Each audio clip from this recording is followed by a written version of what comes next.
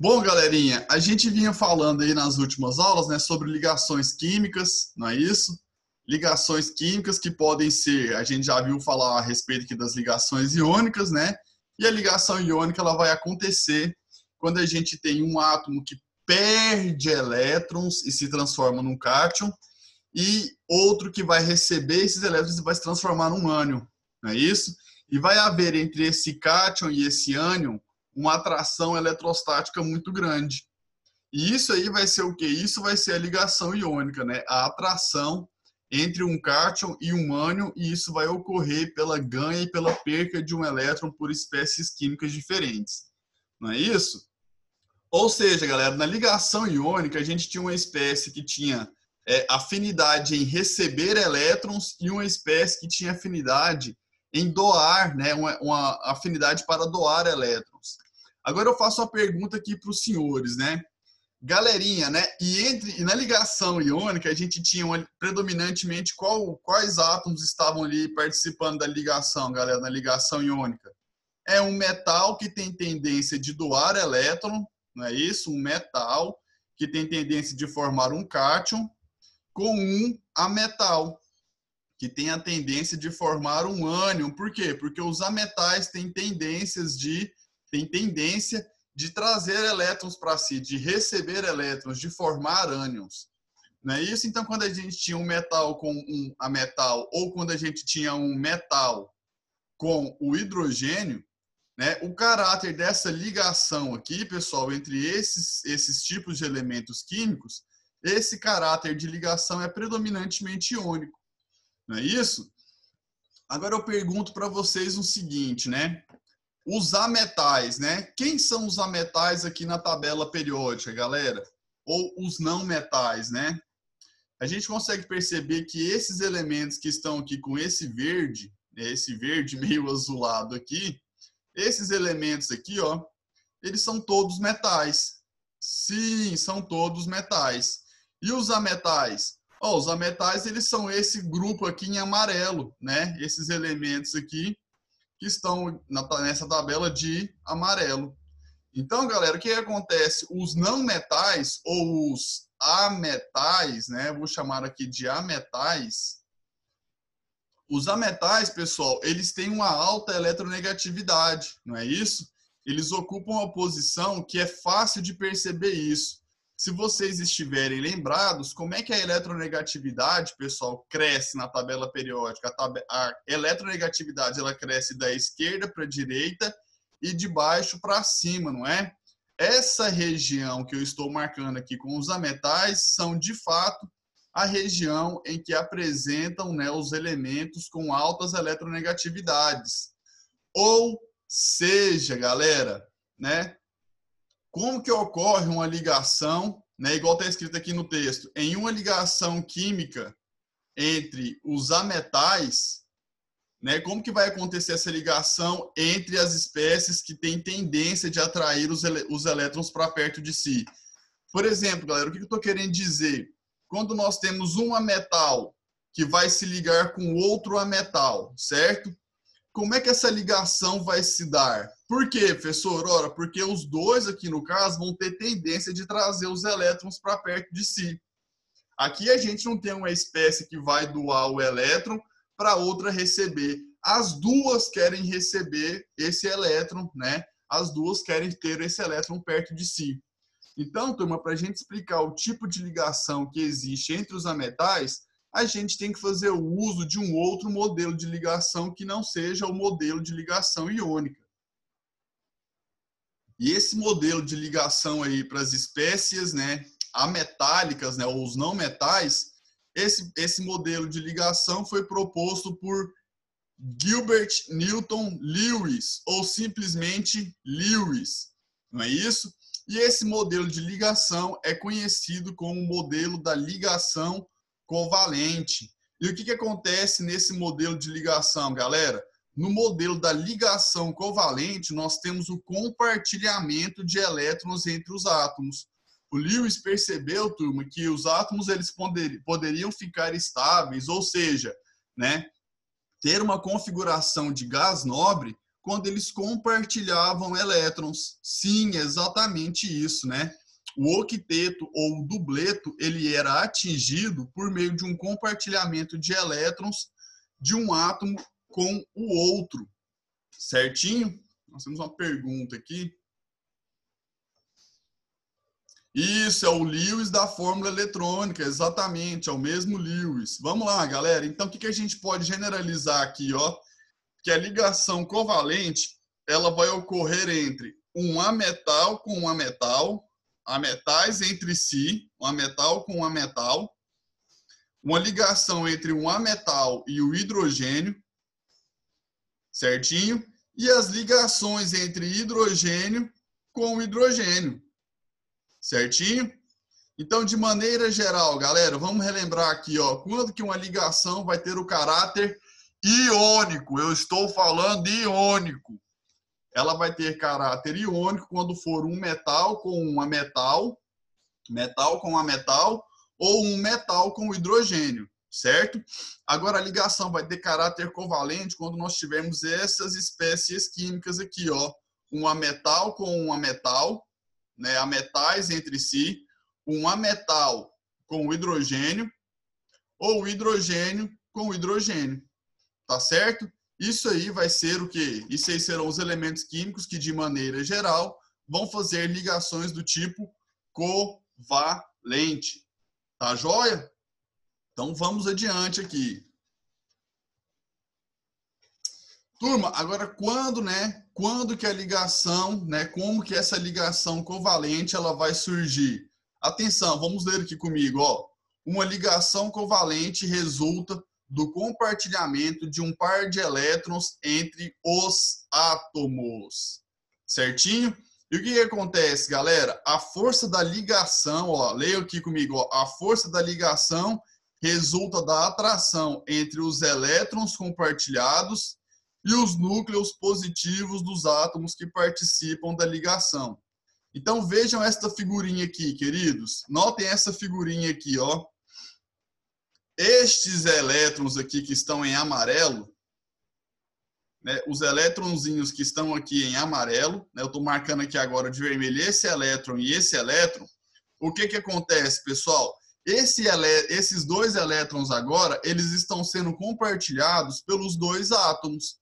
Ou seja, esse elétron daqui de cima, deixa eu pegar uma canetinha aqui, esse elétronzinho aqui de cima, ele vai ser atraído, né? Esse elétron aqui, ó, ele vai ter a atração por este núcleo. Olha aqui a atração por este núcleo. E vai ter a atração também por este núcleo, representado pelas setinhas verdes. Notem que as setinhas verdes são as atrações entre as cargas opostas. Então, vai haver atração deste elétron com as cargas dos núcleos e também a atração destes elétrons com as cargas dos dois núcleos, certo? Só que o que existe também? Existe também uma força de repulsão entre os dois núcleos, que é essa que eu estou marcando. Concorda que são cargas de mesmo sinal, vai haver uma repulsão? E também vai existir uma repulsão entre os elétrons, viu, pessoal? Só que o que acontece, né? A ligação, ela se dá porque as forças de atração preponderam com relação às forças de repulsão, certinho? Então, galera, a gente tem aqui um gráfico, né? E esse gráfico aqui, ele vai mostrando exatamente essa situação em que a gente tem átomos muito afastados e à medida que eles se aproximam, a energia tende a diminuir. Então, eu quero voltar lá atrás, aqui no comecinho do assunto de ligações. Por que as espécies químicas se ligam umas com as outras? Galera, por que a ligação ela vai ocorrer? Eu queria que vocês me falassem isso aí. Qual que é o sentido da gente não ter átomos isolados na natureza e sim átomos ligados uns com os outros? Por que essa combinação ela naturalmente existe, pessoal? Conta aí para mim, quem é que lembra? O que a gente tem que pensar, pessoal, quando a gente fala de ligação? Isso, ó, o pessoal falou bonito, massa, galera. Por quê? Porque as espécies químicas, elas buscam a estabilidade. Não é isso, galera? As ligações ocorrem porque busca-se uma estabilidade. E o que estabilidade diz para a gente aqui com relação à energia? Quanto maior a estabilidade, o que a gente pode pensar com relação à energia? Quanto maior a estabilidade, menores serão que os níveis de energia. Então, galera, quando os átomos se ligam uns aos outros, é para aumentar a estabilidade e diminuir a energia do sistema. Certinho? Então, o que esse diagrama está querendo mostrar aqui para os senhores? Esse diagrama está querendo mostrar aqui para os senhores, ó, o gráfico a seguir é o diagrama de energia para a formação da molécula de H2, né? Então, o que acontece aqui, pessoal? Muita atenção. Nós temos um eixo X aqui, e esse eixo X, ele mostra para a gente aquilo que chamamos de distância internuclear. Então, esse eixo X aqui, ó, ele mostra aquilo que chamamos de distância internuclear. O que é uma distância internuclear? É a distância entre os núcleos, certinho?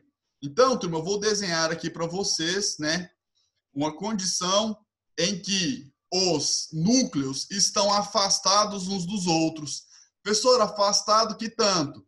Eu vou falar aqui ó, que nessa região aqui, né, os núcleos estão infinitamente afastados uns dos outros. Ou seja, os átomos estão isolados uns dos outros. E a gente diz que quando os átomos estão isolados uns dos outros, eles têm zero de energia. Beleza? À medida que a gente caminha para a esquerda aqui, ó, nessa distância internuclear, essa distância entre os núcleos está diminuindo.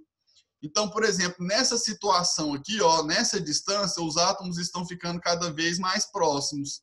Nessa situação aqui, eu vou ter átomos ainda cada vez mais próximos uns dos outros, certo? Quando essa distância está diminuindo, o que está acontecendo com a energia?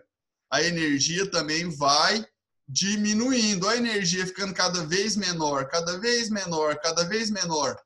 Até que, galera, a gente tem uma distância entre os núcleos. E essa distância entre os núcleos, ela resulta na menor situação energética possível. Ou seja, galera, quando esses átomos vinham se aproximando uns dos outros, certa quantidade de energia começou a ser o quê? Liberada. Ou seja, o sistema passou a ficar cada vez mais estável. Então, turminha, note que quando a gente tem aqui no gráfico, né, essa distância aqui de 150, note que quando a gente tem aqui no gráfico essa distância relativa aos 150, quando essa distância entre os átomos é atingida, nós temos aqui ó, o menor nível de energia possível. Então, galera, essa distância entre os átomos aqui é aquilo que a gente chama de comprimento de ligação. Nessa situação de menor estado de energia, nós dizemos que os átomos estão entre si ligados uns aos outros, certo? Então, nessa distância, mais uma vez, temos o menor nível de energia e a maior estabilidade possível. Agora eu quero falar uma outra situação aqui, caminhando no gráfico ainda mais para a esquerda, né? Caminhando ainda mais para a esquerda, o que a gente tem? A gente tem que a distância internuclear fica cada vez menor. Então, vamos supor que os átomos estejam aqui, ó, uns ligados aos outros com essa distância. Vamos supor que eles vão aqui cada vez mais diminuindo a distância entre eles, até que a gente chega, por exemplo, numa situação aqui, ó, em que um átomo vai estar muito sobreposto ao outro, certo? Quando essa distância, galera, fica muito pequena entre os dois átomos, concorda que a energia passa a ser grande? Quando a distância aqui é muito pequena, a energia passa a ser maior. Por que isso acontece, galera? Essa energia vai ficando cada vez maior porque as forças de repulsão começam a preponderar no sistema.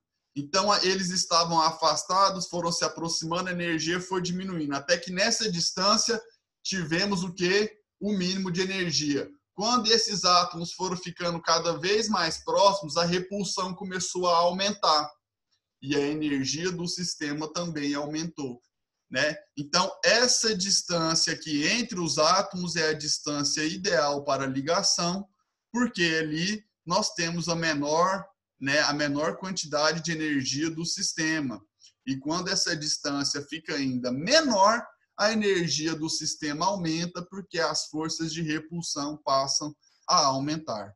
Então, turma, eu tenho aqui aquele mesmo gráfico, né? Deixa eu apagar aqui para que vocês possam ver. Nós temos esse mesmo gráfico aqui, né? Agora com a explicação que eu falei. O que a gente tem aqui em na situação 1? Ó, a gente tem átomos de hidrogênio separados com certo nível de energético. Considera-se que átomos infinitamente distantes não interagem, faltou um M aqui, né? E possuem energia igual a zero. Então, em 2, o que aconteceu em 2? Em 2, os átomos de hidrogênio ligados com o menor nível de energia possível e com uma distância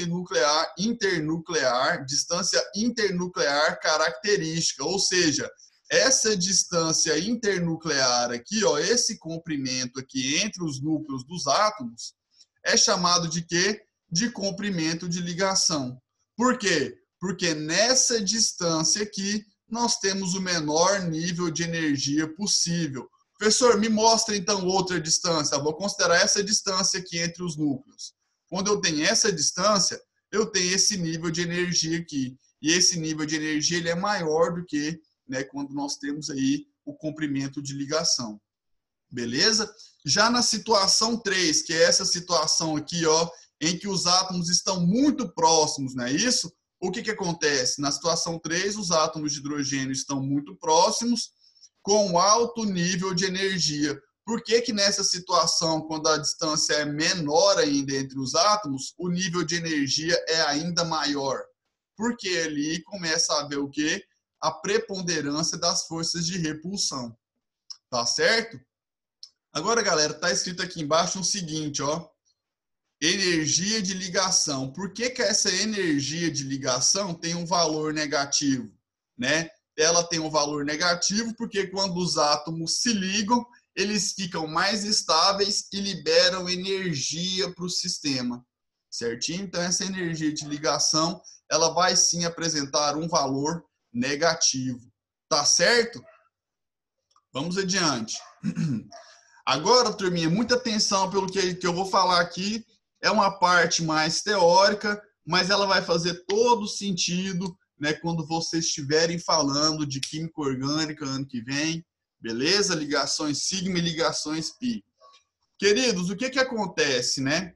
Quando o compartilhamento ocorre, ele ocorre porque os orbitais vão interagir entre si. Então, nós temos duas situações em que esses orbitais vão interagir. Nós temos a interação em que acontece uma superposição frontal dos orbitais, certo? Um orbital vai interagir com o outro de maneira frontal, e quando isso acontece, nós temos uma ligação sigma se formando, e quando esses orbitais se interagem pelas laterais, né, uma superposição lateral, nós vamos ter a formação de uma ligação pi.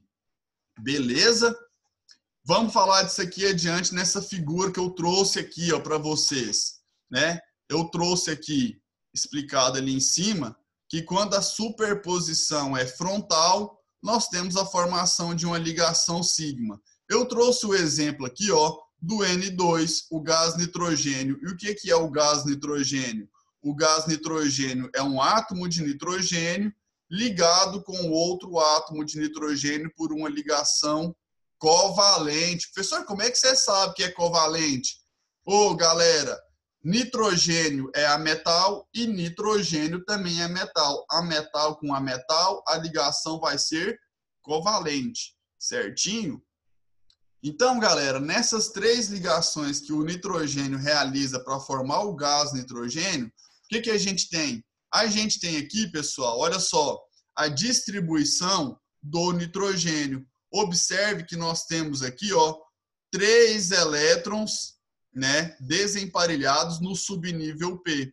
Um elétron em Px, um elétron em Py e um elétron em Pz. Se vocês observarem também, né, na camada de valência aqui, ó, do nitrogênio, nós temos quantos elétrons, pessoal? Nós temos 2 elétrons em S2 e nós temos 3 elétrons em P2, né? Em 3P3, isso, 2S2, e aqui nós temos, ó, 2S2 e 2P3, não é? Nós temos um total de 5 elétrons, certinho? Beleza. O que vai acontecer, galera? Esses orbitais px aqui, ó, nessa região, estão vendo que a gente tem os orbitais px aqui? Os orbitais px entre eles vão se ligar um de frente com o outro, né? Então eu vou marcar aqui, ó, o orbital px se ligando aqui com esse outro orbital px. E essa superposição, essa interação vai ser de maneira frontal. Esse orbital com esse orbital de maneira frontal vai formar uma ligação sigma. Estão observando a ligação sigma sendo formada aqui, ó. Ligação sigma. Por quê, professor? Ora, porque os orbitais eles estão ali se interagindo, né, interagindo entre si, né, de maneira frontal. Agora observem aqui, pessoal, né? Nós temos esse orbital aqui, ó, que é o PZ. Olha o orbital PZ aqui, ó. Orbital PZ. Estou pintando o orbital PZ aqui, ó. Esse orbital PZ de um átomo de nitrogênio vai interagir com o outro orbital PZ aqui, ó, do outro átomo de nitrogênio. Orbitais PZ interagindo entre si. Só que eles não estão encontrando de maneira o quê? Frontal. Eles estão de maneira lateral. Um orbital vai interagir de maneira lateral com o outro orbital. E essa interação lateral entre os orbitais PZ, que são esses dois aqui, ó, esse orbital com esse orbital e esse orbital com esse orbital.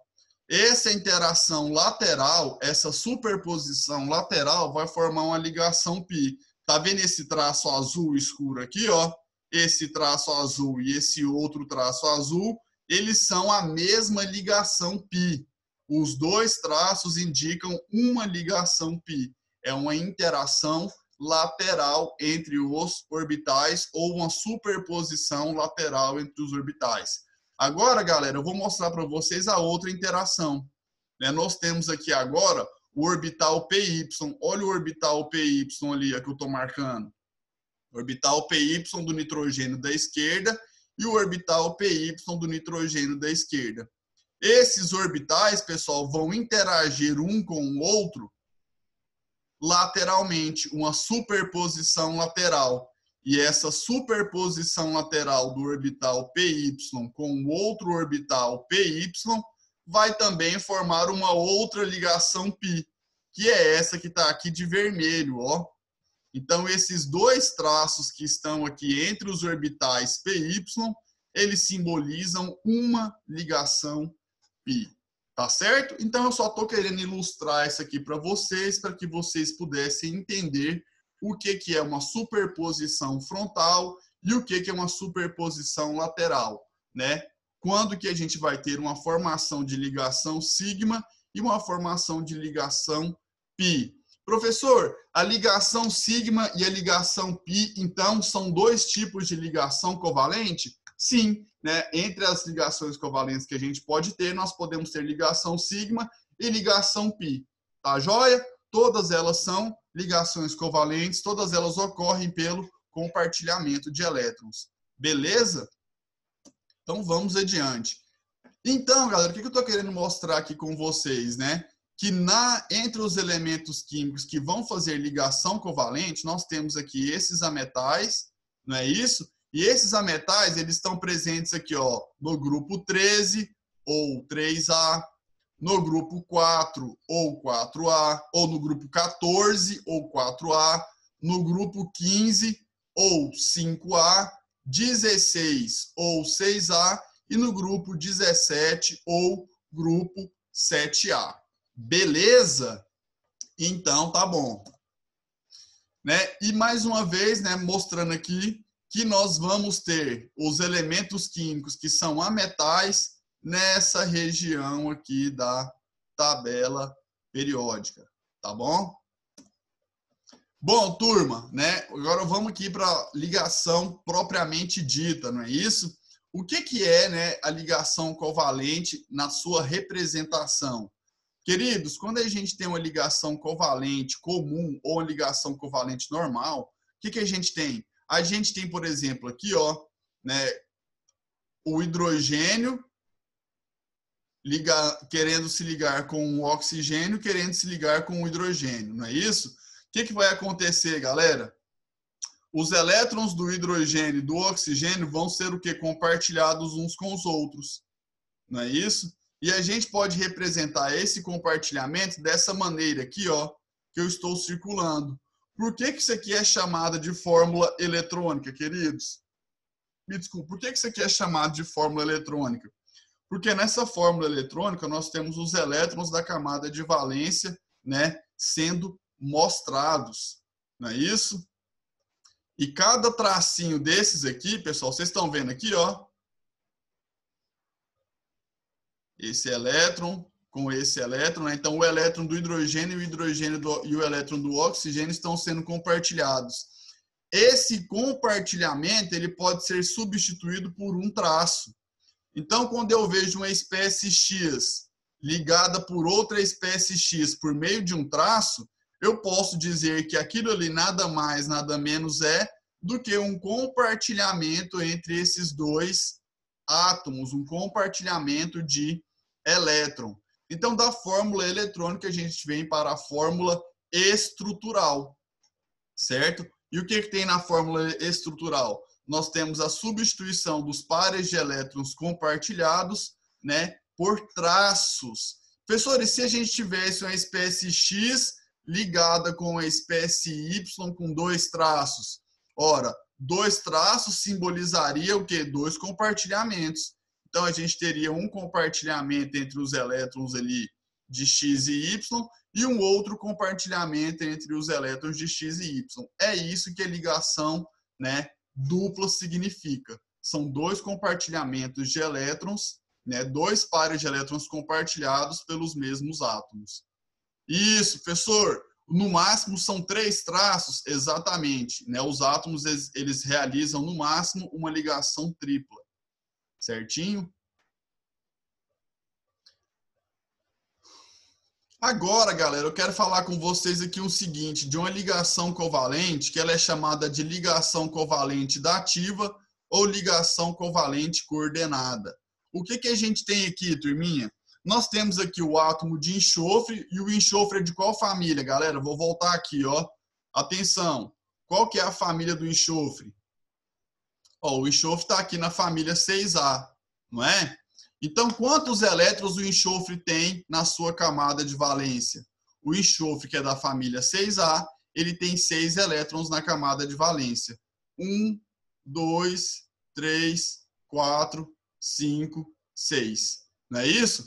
O outro elemento químico que a gente tem aqui, ó, é o oxigênio. A nossa molécula aqui é o SO2. Não é verdade? Sim, é verdade. Então, o oxigênio, ele é de qual família? Ele também é da família 6A ou do grupo 6A. Então, ele também vai ter 3 elétrons na sua camada, 6 elétrons na sua camada de valência. Quem é da 6A tem 6 elétrons na camada de valência. Então, vou fazer aqui o oxigênio, né, com seus 6 elétrons na camada de valência. 1, 2, 3, 4, 5, 6. E vou fazer aqui um outro oxigênio. 1, 2, 3, 4, 5, 6. Então, vocês já vão se familiarizando aí com esses símbolos que eu estou fazendo. Eu estou escrevendo o símbolo de cada elemento químico com essas bolinhas ou pontinhos em volta. O que esses pontinhos ou essas bolinhas significam? Eles significam elétrons, não é? Bom, galera, e o que acontece quando a gente tem essa estrutura? Nós estamos buscando a estrutura do SO2, não é isso? Vou voltar aqui para o slide. Então, galera, né, diante da situação em que o enxofre tem 6 elétrons, e cada oxigênio também tem 6, o que vai acontecer? Vai existir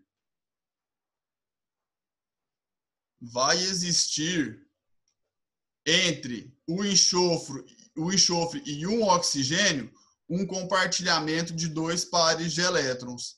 Não é isso? Quando esses 2 pares de elétrons são compartilhados entre o enxofre, o que vai acontecer? Nós vamos ter agora o oxigênio com quantos elétrons, galera?